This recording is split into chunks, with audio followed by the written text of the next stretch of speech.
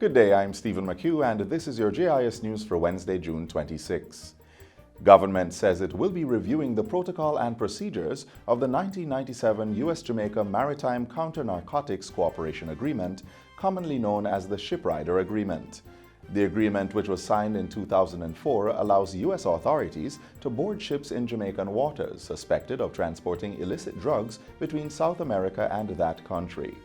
Minister of Foreign Affairs Senator Kamina Johnson-Smith says the review will ensure the greater protection of Jamaican citizens.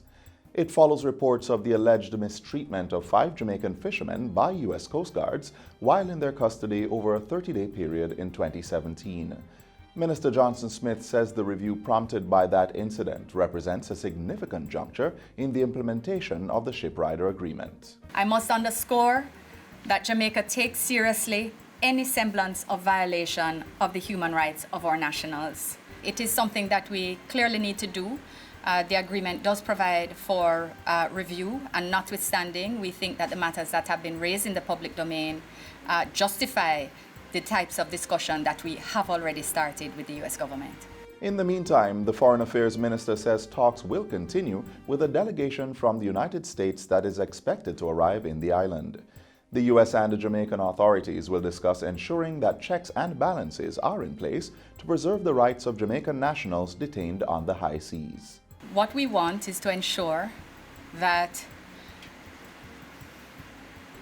we not only get first-hand assurance about their commitment to the spirit in which we entered into this partnership, but that our processes, our procedures, and our protocols on both sides are not only complementary and effective from a security perspective, but in respect of the protection of the rights of our citizens.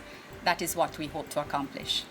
Government has secured a new S-band Doppler Weather Radar to replace the almost 20-year-old system currently at Coopers Hill in St. Andrew. A contract worth $2.44 million was yesterday signed with Enterprise Electronics Corporation for the design, supply, and installation of the system. It is expected to be commissioned in 14 months' time. Minister without portfolio in the Ministry of Economic Growth and Job Creation, Darrell Vaz, says the weather radar will vastly improve the meteorological service of Jamaica's monitoring capabilities. The installation of this weather radar will greatly enhance our ability to achieve our 2030 milestones with its capacity to pinpoint the location and movement of rainfall cells everywhere over the country and as far away as Cayman Islands, southeast Cuba, and western Haiti. Jamaica will also be able to better serve the Caribbean community as we integrate our observations into the mosaic of stations under operation in the region, and also contribute to the surveillance of the National Hurricane Center in Miami, Florida, under the Tropical Cyclone Program. Funds for the S-band Doppler Weather Radar were provided through the World Bank's Climate Investment Fund, Improving Climate Data and Information Management Project. The Ministry of Health and Wellness is advising the public to take precaution against excessive heat during the summer months, as the country has been recording extremely high temperatures this year. On Saturday, June 22, temperatures in Kingston hit 39.1 degrees Celsius, the highest ever recorded in the capital, and 3 degrees higher than the same time last year.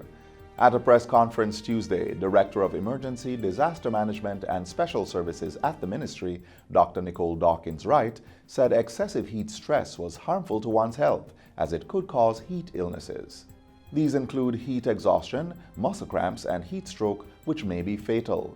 In addition to keeping hydrated, Dr. Dawkins-Wright is urging Jamaicans to avoid sun exposure between noon and 3 in the afternoon. Restrict activities to early morning and late evening at the cooler times of the day. Drink water liberally. More water than you normally do before, during, and after vigorous activities. Hydrate with cool water, especially when hot and humid. Wear light-colored clothing that is made out of fabric that's breathable. Persons who are most vulnerable or at greater risk of being affected by heat are the elderly, infants, and children younger than 6 years old. Individuals who are overweight and those with pre-existing medical conditions such as diabetes and hypertension are also at a greater risk for heat stroke. Signs of heat stroke include very high body temperature above 103 degrees Fahrenheit, hot and dry skin, throbbing headache, and dizziness. Other signs include altered mental state or behavior, nausea, vomiting, flushed skin, rapid breathing, and a racing heart rate. Persons affected are advised to seek immediate medical assistance and take measures to cool down, such as sponging with cold water, wrapping up in a wet, cold sheet, or vigorous fanning. 218 persons have lost their lives on the nation's roads since the start of the year. That's a marked increase from the 175 deaths recorded in the same period last year. In a report released by the Road Safety Unit, St. Catherine North had the highest road fatalities, followed by St. Anne, St. James, and Westmoreland. 196 males and 22 females lost their lives in the fatal crashes. And finally, the National Works Agency has commenced work on a $19 million road infrastructure project in Mount Salem, St. James. The program is part of ongoing upgrades in the community under the Zones of Special Operations initiative. Roads to be impacted include the Mount Salem Main Road, Piggott Street, and Crawford Street. The current phase of improvement will involve road resurfacing and patching, as well as upgrades to drainage systems. Road repairs and drainage improvements have already been done along Peddler's Lane in the community. And that's it for JIS News Today. I'm Stephen McHugh. Thanks for watching.